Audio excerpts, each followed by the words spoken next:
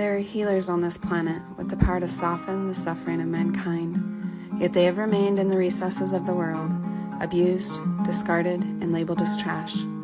This is The Touch of a Mustang. I am your host, Shalise Clough, and I'm here to tell the story of wild horses, Mustangs, and the humans who are discovering and sharing their gifts while working to protect their well-being and preserve their spirit, so this divine power won't be lost.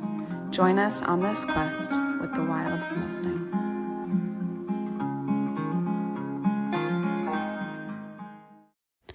Randy Helm grew up on a ranch in Arizona. He had a career in police work before transitioning to a pastoral ministry, and then beginning his work in the Wild Horse Inmate Program, where he taught inmates to train horses while learning the skills that are a natural byproduct for a better life.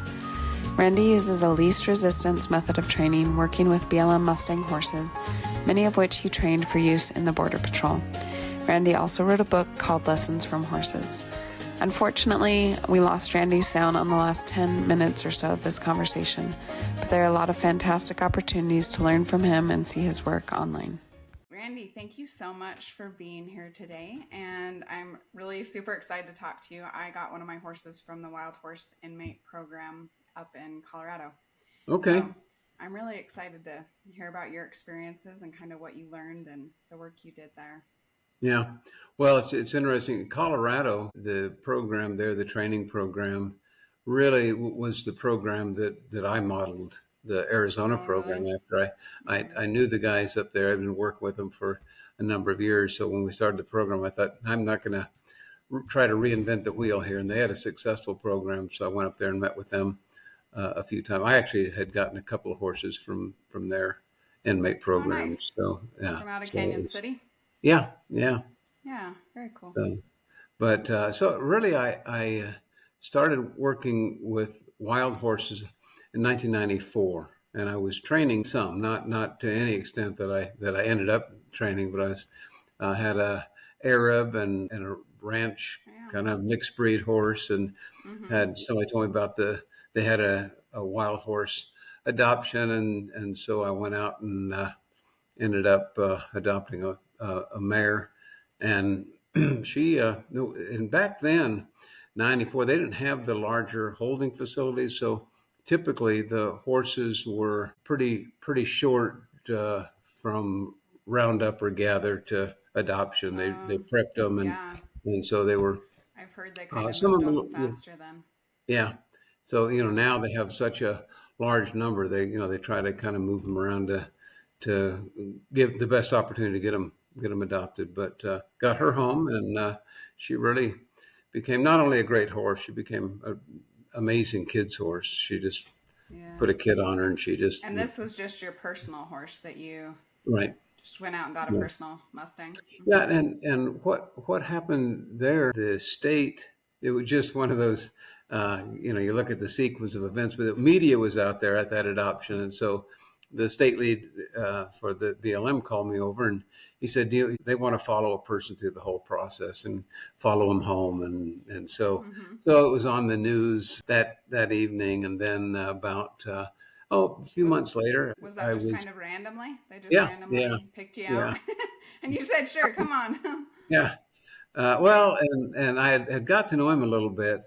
And so it was, so we had some conversations, and so then a few months later, I got a call, and they were filming. This will tell you how long ago it was, a VHS little thing to give to all of the adopters on. So you want to adopt a wild horse, and so they asked if they could come and film that part of it, at least at my facility. And so so it just one thing led to another. I got more and more involved in the Bureau of Land Management aspect, and then I believe it was 99 was the first time they asked me if I would do a couple of clinics.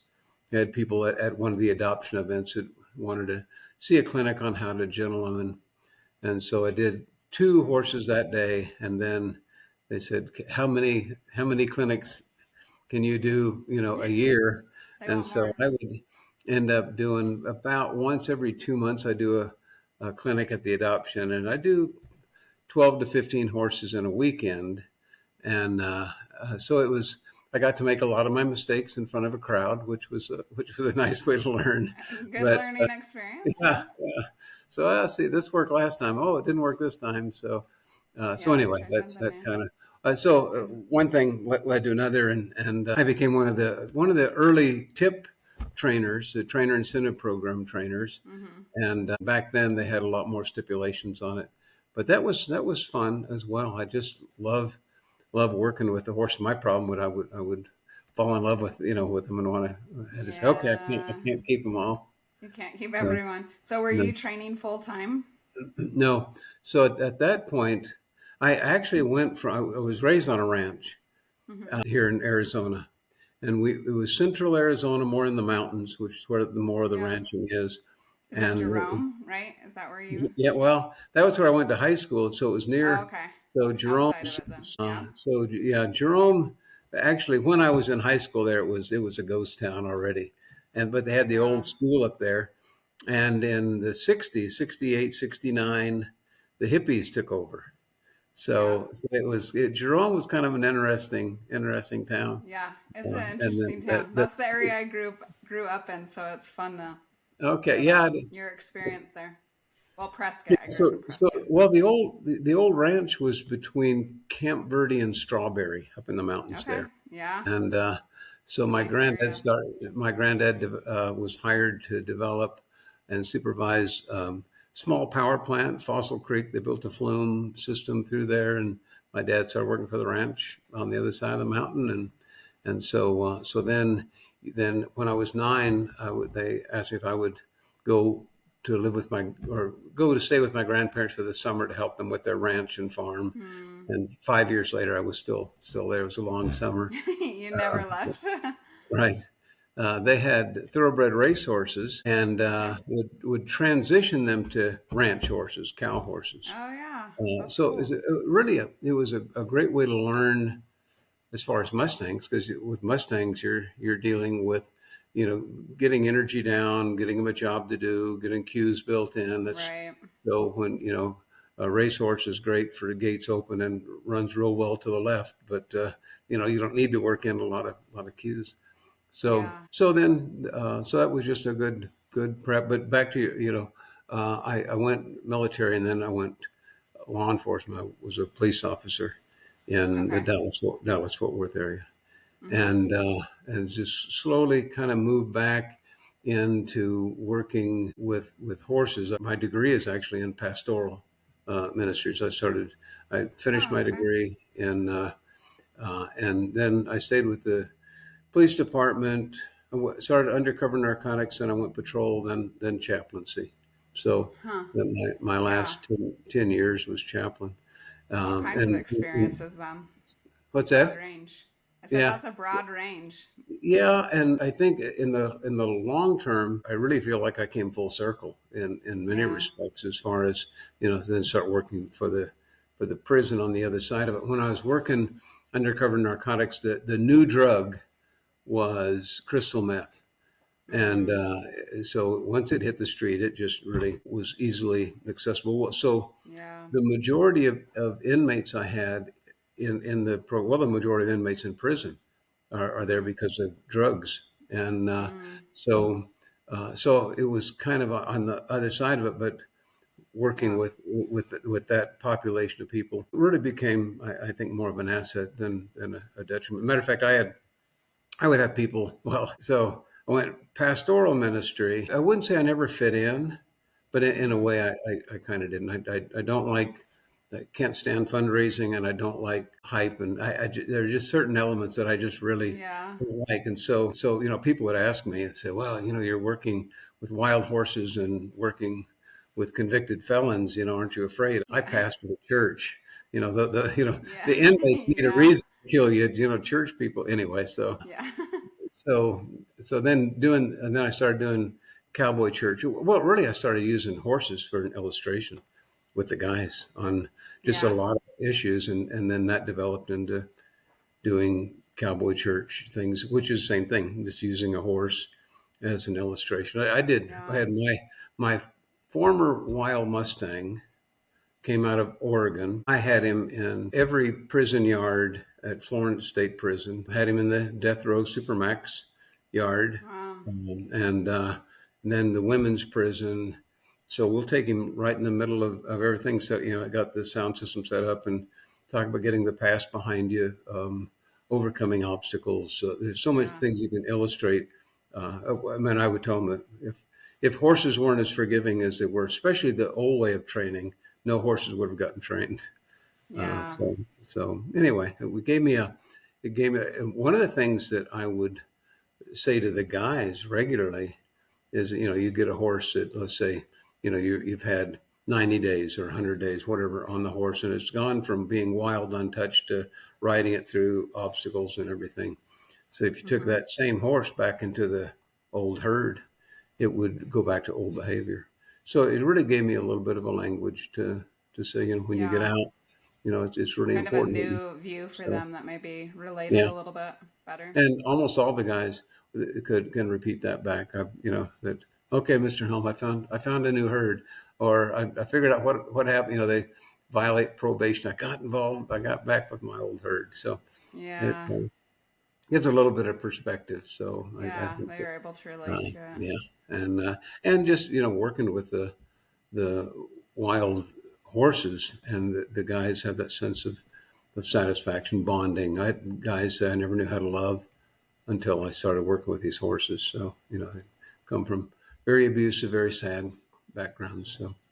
So it's really healing for them. So how did you move from like the police force training horses on the side, it sounds like, and then into the Wild Horse Inmate Program? Yeah. So at that time, see, I was chaplain I was in Arlington, Texas, and then I came back out to Arizona and became chaplain for Scottsdale Police Department. And then I was pastoring a church in Glendale, Arizona, and it was doing clinics for the BLM and doing training. So I was at had a clinic in Apache Junction, and so they bring this horse in, and she was just this really muscled, blue roan, pretty active. And I noticed this entourage of people came from the state prison to see the clinic. And by the end of that, I did 2 hours. Took work with her, and then took a break, and then worked with her again. By the end of it, I mean, she's locked in. She's standing right beside me. I've got a rope rubbing her, and then I'd put a little pressure. She'd take a step towards me. I'd release the pressure. So, I tell people, I had a horse that made me look good. Is a good thing, because not all horses will come around that quick. Yeah. But at the end of that, the vice president for corrections, Arizona Correctional Industries, said, asked me if I would send him my resume, and the reason they showed up, though, there was a little conversation before that on the program, because I got a call from the Bureau of Land Management. I was in Tennessee. I don't know if you're familiar with John Lyons, John and Josh, but I was out there. We were doing a clinic trainer certification. I got a call from the Bureau of Land Management and asked me if I would be a consultant when I got back, because the prison was wanting to start a program. And so I'd love to be a consultant. And then the more I got to think about it, I thought, I think that'd be a fun program to start. So that was really what it was. It was already a little conversation. And then when they showed up, asked me if I would send my resume in, and then they called and offered me the job. And at that point, we had 0 horses, no corrals, no, it was just, so it was brand new program, getting policies and procedures and facilities was the first objective. And I was still doing clinics and stuff for the Bureau of Land Management, because it was a cooperative venture, a partnership between federal government, state government, and the prison, which really was the biggest frustration, because you have these layers of politics. With the whole wild horse industry, there's just a lot of politics. Yeah, it seems like there is a lot of bureaucracy that kind of is barring that from happening more, it sounds like. I think in Canyon City, they don't even have the program anymore. No, and when that started unraveling, I talked to Brian, who was over the program, and he said it just it was just an impasse. They didn't want to fund anything. And normally that happens because it should be a break-even deal. Or, the government's not wanting the state to be amassing a lot of money, but they don't want it to be an expense for them. So if you get a change of administration, they say, hey, we need to be charging more for this, and that's where usually the conflict is. Or they just don't want to be involved because there's controversy just on whether they should ever be rounded up. So sometimes they don't want to be involved with the controversy surrounding them. So there's a few issues. But Canyon City, I think they're somewhat of a holding facility, but they have facilities for 3,000. So my facility was 1,500. So it was just a little bit smaller. Yeah, great program. And like I said, they really became kind of the model, I think, for how that should be run. Carson City, Nevada, is a really good program as well, prison program. Yeah, I wish that they would get more going. I feel like it's such a powerful use of Mustangs that we have. Yeah. Anyway, and just so good for helping with personal development, self-improvement, mental health. Yeah, all the above. Well, so the guys coming into prison, great example, because they would come in. A lot of the guys could teach the anger management class, or they could teach the drug and alcohol class. As far as they've been to it so many times, in other words, it was just kind of okay. I've got to go to this class. They knew the content. Yeah.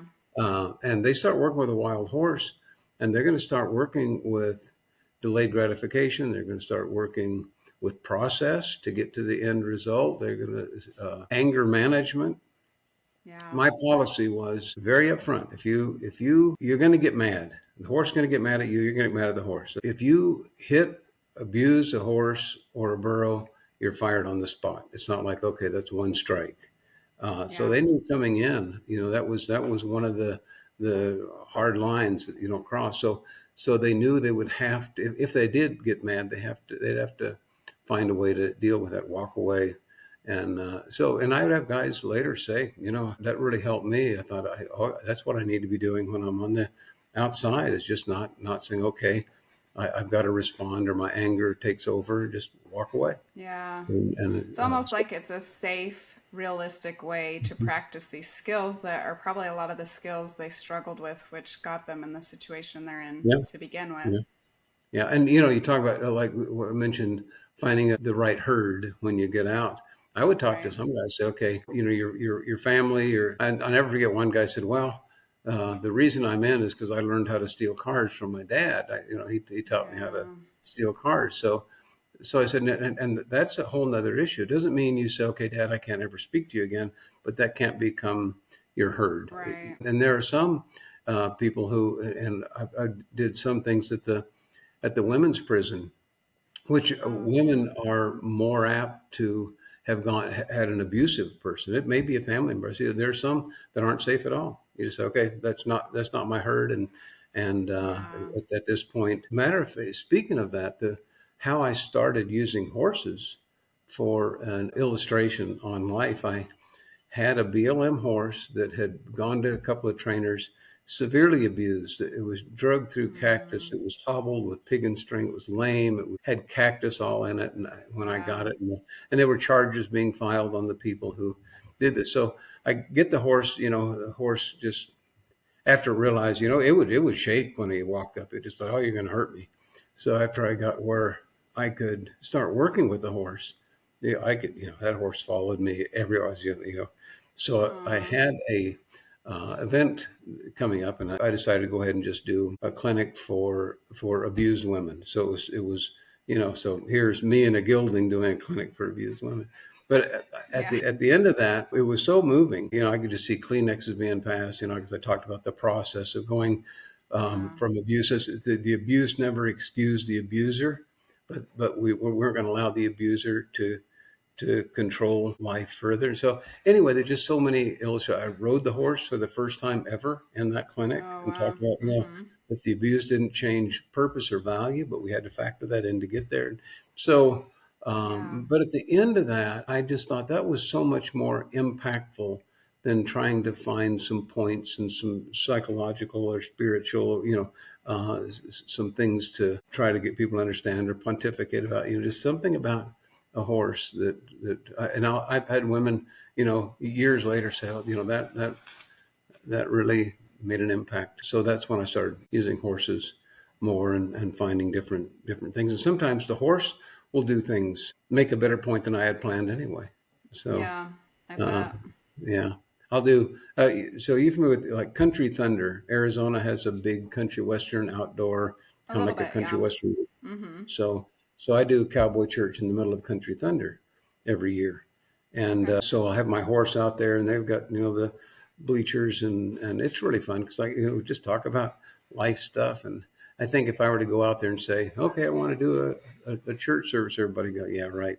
You got a Yeah. horse, and it's a cowboy church, it's like, and a band, and so Yeah. it really opens up a lot of doors. One time I was doing the cowboy church at Country Thunder, and I was talking about finding your purpose. If you find your purpose, you'll end up finding peace. It's not the other way around. And so I said, this horse's purpose is to try his best to figure out what I'm asking him to do. So I reached over and took the headstall off, and I'd point right, left. He'd go right, left, and we went over a couple of little obstacles. I was turning him, and there was a pedestal to the right. I could feel him. I didn't have any no rain control, so I could feel him see that pedestal. He got up all 4 feet, just on the pedestal, and everybody clapped. And I said, the cool thing is that that's not what I wanted the horse to do. Yeah. But the cooler part is he did what he thought I wanted him to do. And so that to me became the best part, because it was like, well, I said, in life, so I got to get this right. I got to, just do your best to do what you can. This is the right. Anyway, so sometimes horses, he fell once in a clinic. We were going over a teeter-totter bridge, and he fell. Mm-hmm. And we got up and we did the teeter-totter again. And I just stopped talking about, sometimes stuff just falls apart, and Yeah. you fall down and go, I don't know why. He was trusting me to do something, and it just didn't work.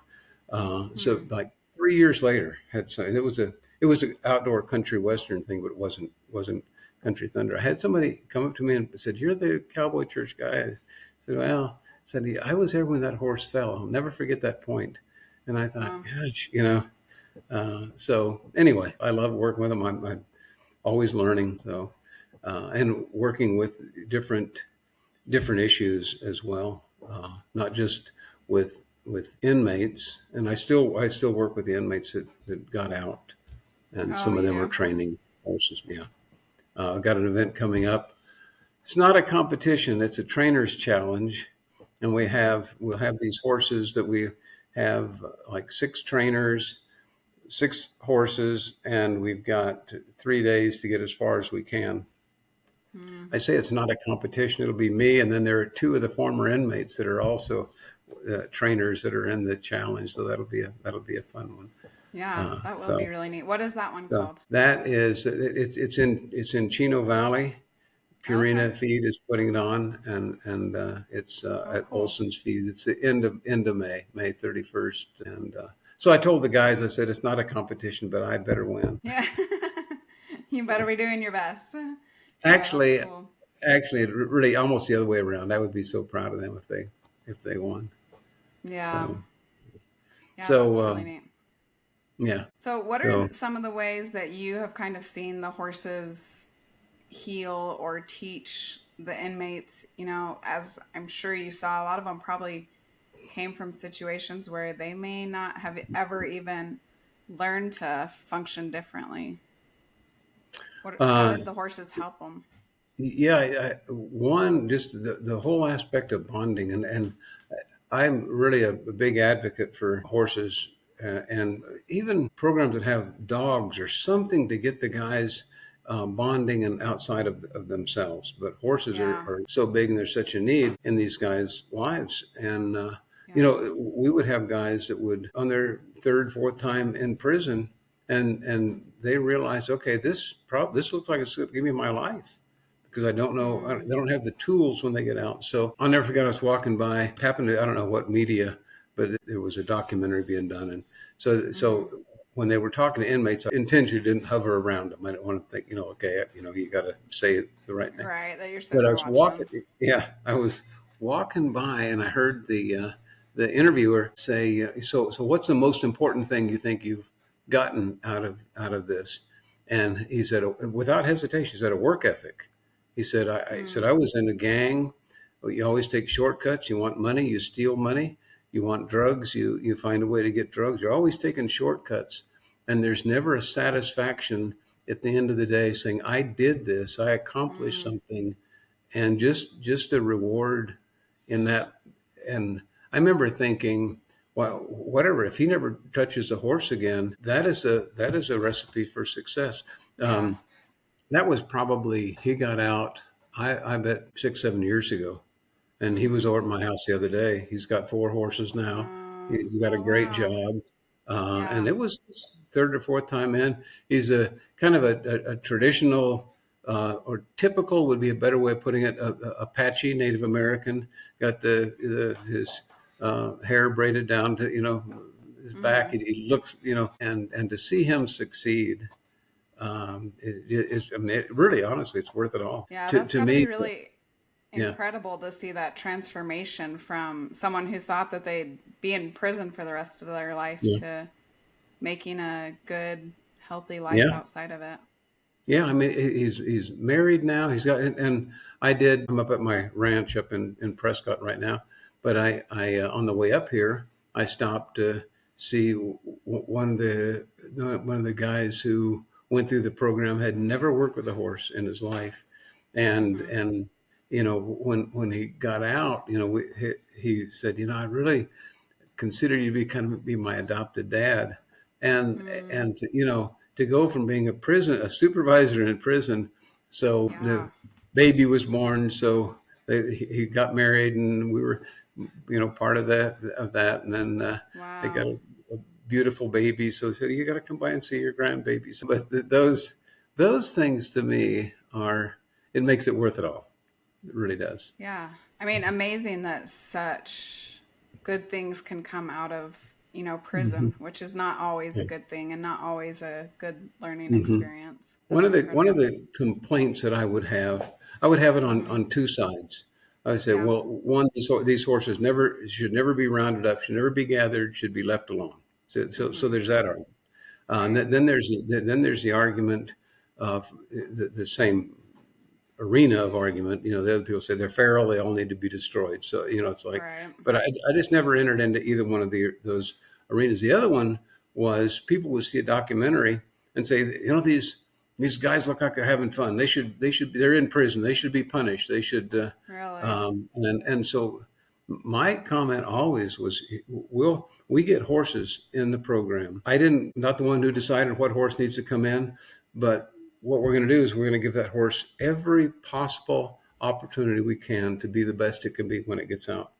I'm going to do the same for these inmates. Yeah. So I want them to enjoy something. I want them to enjoy coming and working with horses. I want them to have a sense of pride and satisfaction, because I mean, I want that's to. crazy. So, Why wouldn't we? Wouldn't we want yeah, them to come out better? Yeah. right. Yeah. So and they think, well, the whole point is punishment. The whole point is so when they get out, they become a productive part of society, and Yeah. So anyway, That should be I the just whole never. point for, yeah. That should be. Yeah. So Yeah. I never got involved in those debates that here I want them to give them the best tools they can to be the best that they can be. So some of the inmates, a lot of them had zero experience with horses when they came in. They were the easier ones typically. I've had a couple that were just as good that that came in with horse experience, but usually guys that came in with horse experience, they had too many things to unlearn. It was usually that aggressive Yeah. cowboy thing, and that which the way I was raised.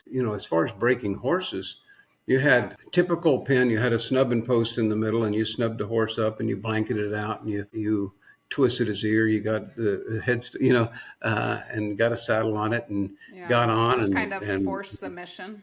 yeah. So I would tell the guys, and in clinics I'd say the same thing. The old method was pretty much all correction. It was, okay, I don't want the horse to back up, so I'm going to snub it out and I'm going to make it back up till it hurts so that I can tell it not to back up. I don't ever want the horse to buck with me on it, so I'm going to get on it, make it buck so I can tell it not to buck. So if we can work with progressive rather than corrective, where all I look for, it's probably not totally true, but what I mainly look for is the yes. I look for that horse to do something that I can take the pressure off and say that's what I'm looking for.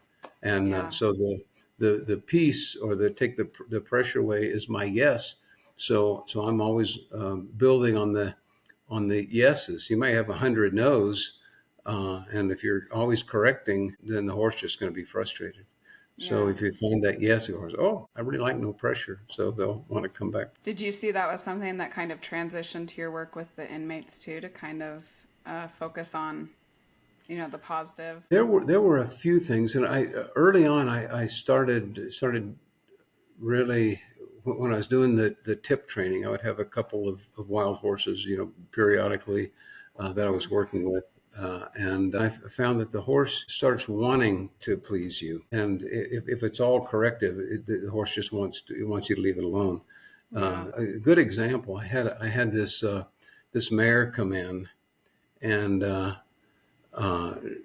had two horses, but this one horse, got where round pen, got where I could touch the face, very skittish, untrusting, and petted a little bit, and then started working down, pet withers, and then couldn't get towards the rear. If you got too much past that rib cage, she would it wasn't just like she'd move away, she'd panic and just bolt. So I'm getting frustrated thinking, you stupid horse, why don't you, just. What is wrong with you?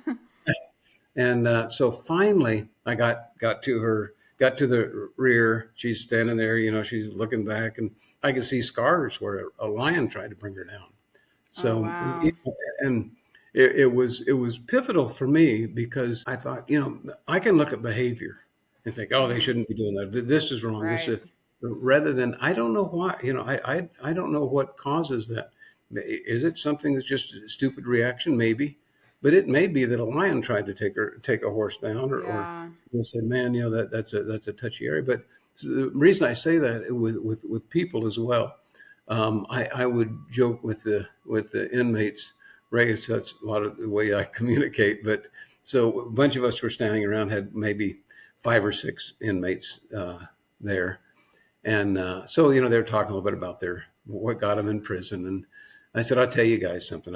I've never made a mistake in my life, but I read books about people who have, so that I can relate to you guys. So they're kind of quiet for me. Then one of them started laughing. And I said, no, bottom line is we've all done stupid things. We've all made mistakes. And so I tell you what I'll do.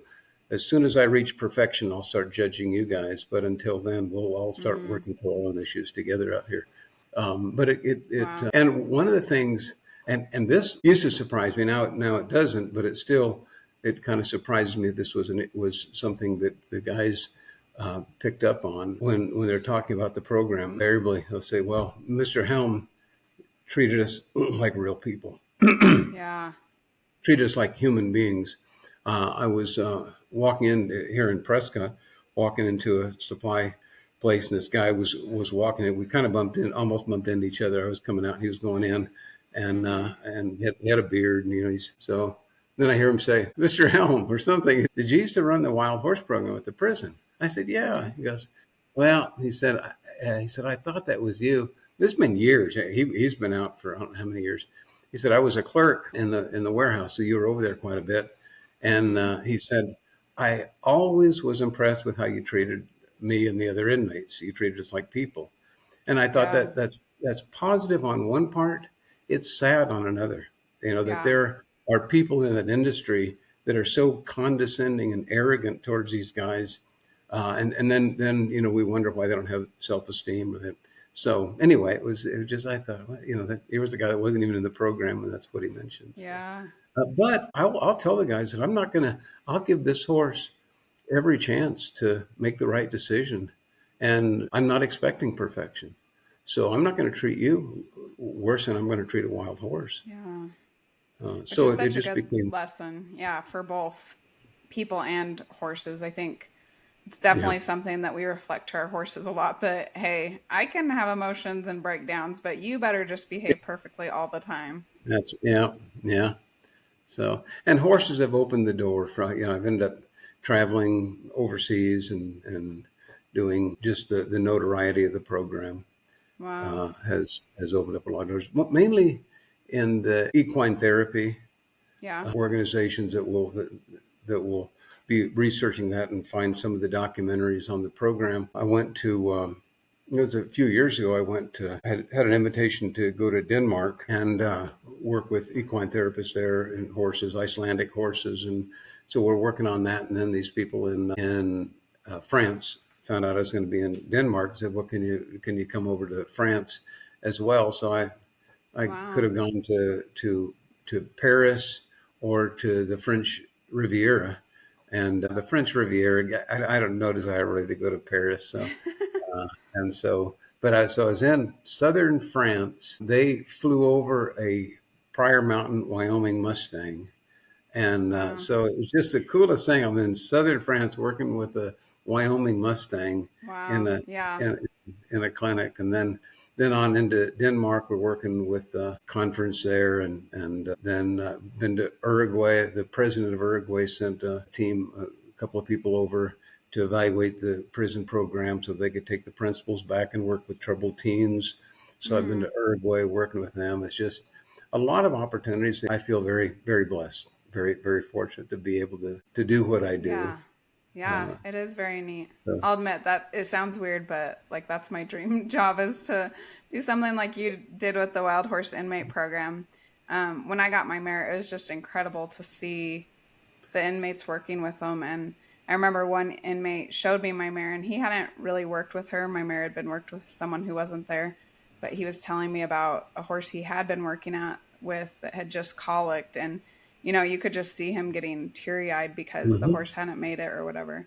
Yeah, But you could just really tell the horses were having a huge, yeah, I mean, I was just with them half an hour maybe, such a huge impact that the yeah. horses were having on them, and being able to, I think, bring a different perspective to their lives, where Hmm. maybe they never knew a different way Yeah, of yeah, living for a lot of them. yeah. Wild Horse Redemption. Did you see that? I It's on have the watched that. it's on all Hmm. the Colorado. And I tell people, on movies that we were loosely a part of the movie The Mustang. And I didn't care for it. Yeah. There was so many stereotypes they tried to build in, it became unrealistic. Mm. Uh, Yeah. but but so I'll tell people, the Wild Horse Redemption. I think you get the inmates' candid stories. It's not the scripted Yeah. thing, and to me it was much more fulfilling. So Yeah. uh, That is incredible. Why do you think it is that, like, why don't we have more programs like this? We have all these Mustangs yeah, sitting around and holding, all these prisoners, inmates that are yeah. trying to figure out life, or not in a good You know, position. there are some great people in the Bureau of Land Management. Mm-hmm. But there are a significant number that really it's all about them. It's all about career. It's all about their little area. And I Mm-hmm. used to I used to tell people, I said, one of the hardest things sometimes is to try to word it in such a way that the BLM thinks it's their idea. Then they'll go Mm. with it. Yeah. I recently testified twice before the Washington State Senate because Mm-hmm. they were wanting to get a wild horse program started there, unanimously Yeah. approved. Then COVID hit, Mm. it was tabled, and then they asked me to testify again, approved again. They have a prison facility approved, and I told the senator that I was working with, your biggest challenge at this point is the federal government, Hmm. because it's got to be a partnership, and that's unfortunate, because if you looked at the monetary savings Yeah. of inmates that get, let's say, even our recidivism rate was probably 10, maybe Wow. 15. For the first 3 years, we were at zero recidivism. But if Mm-hmm. you look, let's say you're at 30%. Mm-hmm. The national average is 60% will return in 3 years. So if you're Mm. at 30% and they never return, that Mm-hmm. person not only is not a drain on society as far as monetarily Yeah. in other ways, but they become a productive part of society, become a productive person. Yeah. The savings for states and government, if you just look at it dollar and cents without all the other things, but the Mm-hmm. politics of it gets a little frustrating. And one of the reasons you'll Yeah, I have bet. some of the activists saying, well, you shouldn't, it's too politically charged of a program, rather than just say, well, we're just going to do what's best for these guys. But they already have Yeah. the horses. It's not like we're going to go out and grab a bunch of horses. They already have them. So let's just do the Yeah. best we can with the horses that we have. But I'm hoping that Washington State is able to start a Mm. program there. It doesn't have to be a huge. Yeah. We maxed out at about 1,000 horses. And Yeah. Arizona has a lot of burros as well, but Yeah. it doesn't have to be a huge program. Yeah. Just And enough. I mean, and that has such a domino effect if these guys are getting out, making their Hmm. lives better, not just for them, like they're affecting the generations that come after them, Yeah. that now that there's a father in the home that's, a contributing member of Yeah. society teaching their Yeah. children that. So yeah, I really hope that they get some more programs going and use the Mustangs for it. I do too, and some of that once it's one of those issues that kind of isn't on the radar in Washington. Mm. Is such a state, and not every state has the wild horse populations, but Yeah. but something to get it on the radar where they really start addressing it and realize the benefit with. So obviously with inmates, when I was in Denmark, a lot of the therapists there work with people with disabilities, Mm-hmm. physical disabilities, learning disabilities. When I don't think what year it was, probably doesn't matter, but I think 99. Mm-hmm. My youngest son went into the military. Shortly after that, we decided to adopt three girls that were in Mm. the developmentally delayed foster Mm-hmm. care, and Wow. and one of the girls was 5 and had been misdiagnosed, and finally they diagnosed her that she had autism. They thought she was Mm. learning disabled, but then she Mm-hmm. gets into kindergarten, and teacher called and said she's at the top of my class. She's Wow. very, Mm-hmm. but she's socially. So, as a matter of fact, I'm picking her up at the airport tomorrow. She's in Oh, Dallas now. nice. She's a nurse, but so Wow. horses. She went on to college, and I remember going out there one day, and she's sitting on one of the Mustangs. She's got the Mm. halter on backwards, so the bottom piece is between the eyes. Yeah. And she's sitting in the horse. It was next to the fence, big drafty Mustang. She Uh-huh. climbed up and was sitting on the horse bareback with just the halter. Horse is kind of looking at me, and she says, "Hi, Daddy." I looked over and said, "Hi, sweetie, and you okay?" "Yeah." But I think Wow. those things, I go out sometimes. All the girls are got their horse out there brushing it or Mm. whatever. But Mm-hmm. I think we underestimate sometimes how powerful that is, and there are studies on why. But it really is a powerful thing. Kids are like autism is one thing that she was socially awkward, and still Mm-hmm. to a large extent is. Horses didn't care. They Yeah. didn't. So it was just this acceptance for who they were, and Mm. so I think that alone, such a large animal, so that alone was pretty healing and restorative kind of thing, and helps them move forward. Yeah. Do you feel like that helped her a lot? Mhm. Just gaining some confidence with I do, being and able and, to have and horses with her life. yeah, and I really think that you really hit it. I think it's a lot of it just that confidence, self esteem, Yeah. and Feeling acceptance. accepted. And there's only so much like they kind of expect the parents going to say, oh, you're wonderful, Right. Yeah. but here's this horse that just follows you around and wants to be with you, and so Yeah. yeah, I really do. Did you find that same thing with inmates, that they maybe Hmm. gained a level of acceptance Yeah, as well working with the horses? yeah, absolutely. So almost all of them would say, would say, what you learn. Almost all of them would say patience, Yeah. but They're good teachers for probably. that. Yeah, probably second or third on the list is just that Mm. area of acceptance, and and I think one of and I wish there were more programs like this, but Yeah. when we find those teaching moments and kind of help the guys make that connection. We'll, for instance, be working with a horse and say, okay, what we really want to do is get the horse into the horse trailer, whatever it is. How do we do that? Well, the goal is not the horse trailer. The goal is to get the horse to say, okay, I need to take one step towards the horse trailer. It's all about the little things that build up to that, rather than I've got to get to this goal. So the process is really critical. And so someone just stop and allow the guy to be able to process that. Say, okay, that's really, I used to say, sometimes the smallest step can be the biggest step of your life, but I would use that with horses. The horse takes maybe half a step, maybe an inch in the right direction. You take all the pressure off. Say, that's what I'm looking for. So it becomes a huge step. The stepping onto a tarp, for instance, the horse is trusting you, saying, I don't know what's under this thing, and so the smallest step is really huge.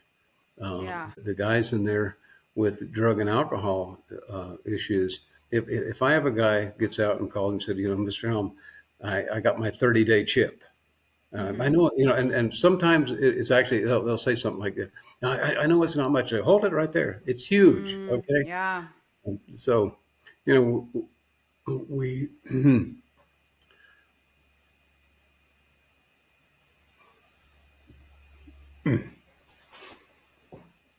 get my composure here, but people, and I think we learn this some with horses, but people they're so down on themselves that they failed so many times. Yeah. And there's something just about, a basic, not even a huge, wow, you're amazing, good job. Yeah. You did good. And you did that right. I remember one time we had a guy he liked the adrenaline rush, and he'd come in, horse is sweaty, and I was, what are you doing? I was running the horse. I was teaching the horse to run. A horse knew how to run before it went up to So I always, slow down, slow down, slow down. So I drove up. I was watching him. He was working in a round pen with a horse, and so I said, watching for a minute, I said, "Hey," called him by name, and I said, "You're doing a good job." And he looked at me, and then a little while later, he walked away from his horse, walked out the gate, walked over, said, "Are you messing with me?" He said it in a nice way. Are you messing with me?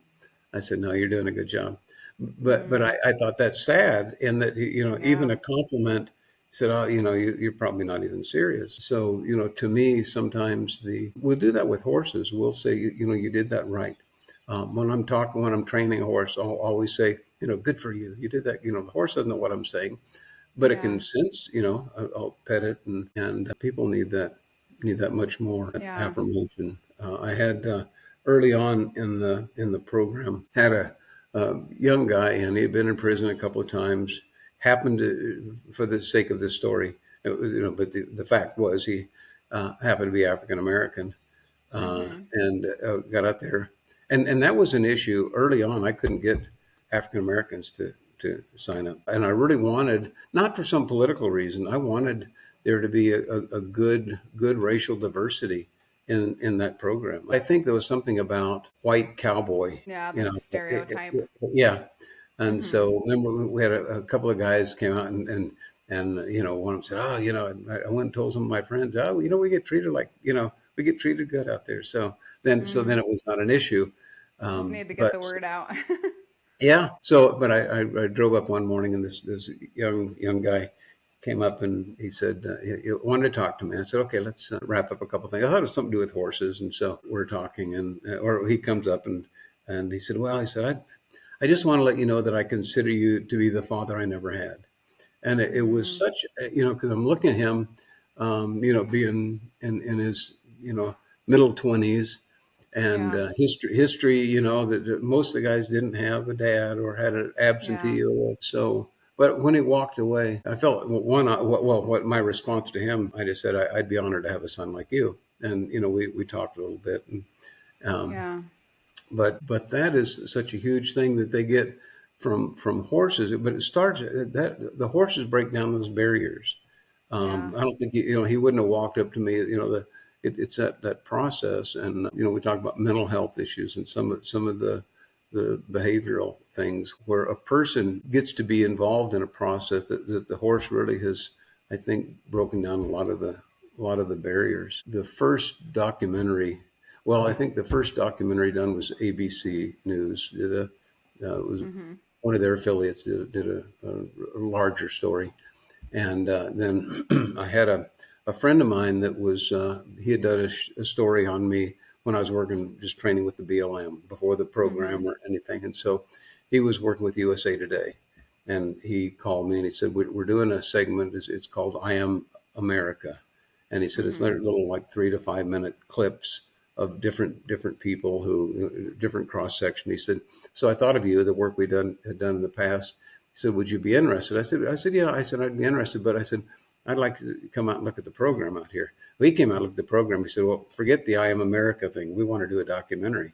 And Oh, wow. and that documentary, they aired it on their network, or their affiliate networks, and then it hit social media. And I got a call. He said, man, this thing's exploding on social media. We've never had this happen. He said, usually something goes viral is almost always like a 2 minute, a short one. And he said, for a documentary to go viral, he said, so would you log on and answer some questions? So I logged on. It's like 80,000 views. So I thought, wow, that's, so I answered, obviously there weren't 80,000 questions. So just, some questions, comments. So then the next day it was over 100,000. And so it hit over 3 million just on Facebook. And so so during that time I called him and said, man, I said, I've got a real problem with your documentary. He said, what's that? I said, well, you made me look way too good. So now I've got to try to live up to your hype. So he had a great, he said, well, we are the media. We could have made you look really bad. So I said, okay. Yeah, take that. Yeah. So that document, and then some others, the Economist out of London, Australia. We were had 2 documentaries in France, and then I was written up in a magazine there, and they so I get this thing from somebody, a friend of mine in France said, well, you're written up in a magazine over here. They call you Mr. Mustang. It was in French. So my wife is French, Spanish. And so I said, honey, could you embroider on all my shirts, Mr. Mustang? So just kind of a joke. So, but that sounds fitting. yeah. But my point is, just the horses open up so many doors. And the neat thing about horses too, whether, working with Icelandic horses, working with, in whether France or Uruguay, whatever, gauchos, I work with the gauchos down in Uruguay. Horses, the pressure release, they all speak the same language. I don't have to learn another language. Say, okay, I'm going to Germany or wherever. Say, just pressure release. Let them know that you're not going to hurt them, and so that's really cool. And I think that's one of the reasons we talk about inmates or people with behavioral issues, that they don't have to learn some complex thing. They just have this simple process. So I feel very fortunate to be able to have done and continue to do what I do. So I'm still traveling quite a bit, working a lot with I'm a veteran, so I work a lot with veterans and first responders. So And what have you seen there? How has that all played out? It's really amazing. So the guys I work with, I say guys, they're the last one we did. We'll do an intensive that's 8 days. So we'll start one Sunday morning and end up the next Sunday. It's a full week. You've got the veteran and their family, and so you'll have, you're dealing with PTSD issues primarily. Yeah. And so great. The last one we did, this one guy, he's kind of quiet, and I had read the stuff, the information, and so I knew that he was a Purple Heart recipient and Iraq. So most of the people I deal with are Iraq, Afghanistan. So I was Vietnam era. So it's so we had these wild horses in. So this horse comes in, and the guy that he was quieter. So I start getting the horse to face him, I don't know if you like in training, spot training a horse, where you can train a horse to go to a certain spot, Mm. and you take the pressure off, still pressure release. So I'm thinking, Mm-hmm. when we started dealing with these guys, that how do I get the horse to come up to another person? It's not me. So I Mm. just started using that person. Every time the horse get close to them, I take all the pressure away. So before long, the horse is standing right in front of him. Oh yeah. So I didn't do this to any of the other ones. It was, I said, I want you to drop down, just get down on one knee. He looked back at me. I said, just get down on one. It's like, what, are you crazy? Yeah. Gets down on one knee, and it was a mare that he's dealing with. Mm-hmm. He goes and puts her nose right there. He breaks down. Everybody's Mm. crying. Um, Wow. so sometimes those little breakthroughs. It's this horse that's wild, that is just her face, her nose is right Yeah. there, and but I think at the end of those, though, you spend a week, and we're doing other things. They're therapists there working with them, and it really is incredible.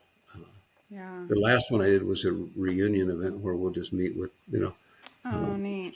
one day thing, and Yeah. we'll do those periodically, so that they come back with their whole family, do trail rides, and Oh, yeah. so it's an ongoing. It's not just a one time deal. Yeah. So. That's really neat.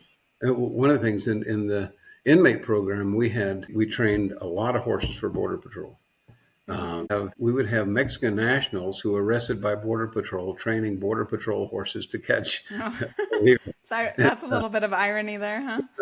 So we had one event. We had the National Border Patrol Conference wanted to come up, and they wanted to see some demonstrations. So they all Mm-hmm. come up, and so I said we were gonna demonstrate apprehensions. So I'm on my way out to the obstacle area. It was like a 7-acre obstacle area, and we had Mm. some brush on one part of it. And I said, where are all the Mexican nationals? I said, oh, they volunteered to be the illegals that are. I said, Oh, no. I said, get them back in here. I said, one, just the optics of it, yeah. and so we were looking. I said, okay. I pointed a couple. I said, today you're going to be Border Patrol. So they all cracked up. But what was funny with that, a couple of them couldn't speak English. Mm-hmm. So one of the parts we had an apprehension, and then I had one of the guys designated to run away. Mm-hmm. Uh, so we got like maybe 4 or 5 guys there. One guy's going to run away, and we're demonstrating how to keep those people contained if you got an extra one, and you apprehend the other person. The one Mm-hmm. guy starts running away. I'll never forget the look on this one guy. He didn't speak English. He just takes off, starts running with the guy. I said, "We're getting away here," or something. So it was hilarious, Yeah. but to have those guys training horses for the Border Patrol. And talk about Mustangs. I had a similar situation where they did an apprehension. There were Mm-hmm. 2 Border Patrol agents. They get off their horses to do the apprehension, and one of the guys jumped up and started running. And so his horse was standing there, ground tied, sees the guy running, spun around and chased the guy down. And the guy fell down, and the horse stood right over him until Oh, the agent got wow. over there. And they were Wow. saying, once these horses learn and so it's a Mustang, Mm-hmm. once they learn their job, they just love it. Oh, people Yeah. run, we chase them. So it really is great. It was a great experience, and great program. I wish there were so many more. I really Yeah. do. And it would take some just a cooperative agreement, and maybe somebody spearheading a few of them, and Yeah. try to address some of the things. Yeah. You get and it's not just like a cowboy thing. Matter of fact, you get some of these guys that were in a gang. They were in the city, never experienced horses. It's almost more dramatic for them. Yeah. And I could see that. so then one of the guys in the program, he's getting ready to get out, and he said, Mr. Helm, so what I would do then, and politics, it got changed after I left, but my policy was that if they bonded with a horse and they were training a horse and they had the means to take care of that horse, we'd waive all the fees so they could Wow. take that horse with them. Mm-hmm. Yeah. So this guy said, he really wanted his horse, and so we were working it out. He said, I was a gangbanger. He said, one of the things with this, he said, none of my old friends have anything to do with horses, so it's going to force me into a different herd of people who work with horses. And so it just gives them a whole new worldview and life. New life, yeah. They end up with, working on themselves, not just working on a horse. They'll all say, I had to realize that I wasn't the teacher. The horse was the teacher. Yeah. So, and a lot of that desire for them to change themselves, do you feel like the horses facilitated that? Absolutely. To be a better man, a better husband, a better whatever, that what we're doing with horses there is to give them a chance at a better life. And so they would pretty much always have a little bit of emotion when the horse they'd been working with, they'd bonded with over 4 or 5 months sometimes, gets adopted. But their perspective on it was different, where they would see that as, okay, they were getting ready to get out. They were wanting to get out of prison and start their new life. So here this horse is getting out and starting their new life. So they would have that perspective. Yeah, kind of that empathy with the horse. And yeah. That connection and would continue. If I have a question, if somebody contacts me and says, I've got this horse, they'll send me a picture.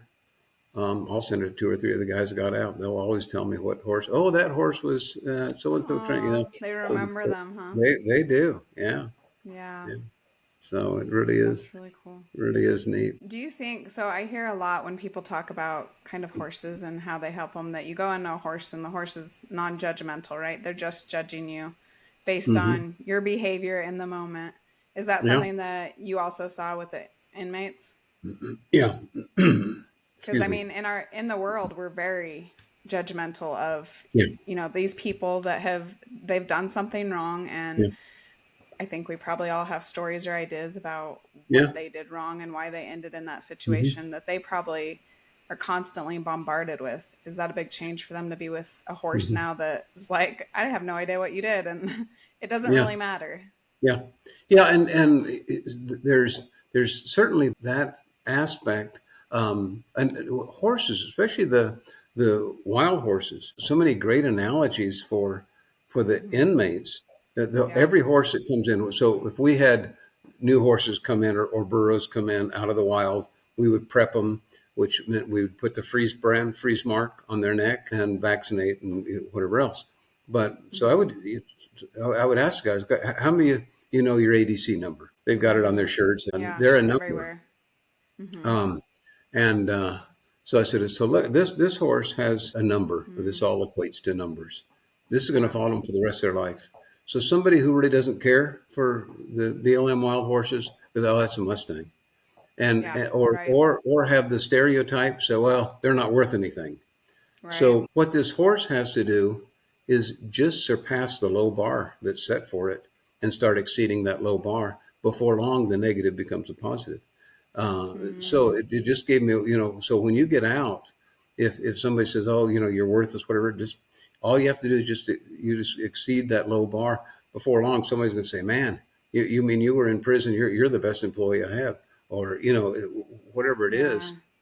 So don't get hung up. And I would take, for instance, I would take my most expensive saddle out there for this and say, okay, this saddle is $4,000. I got it on a $125 horse. Does that make any sense at all?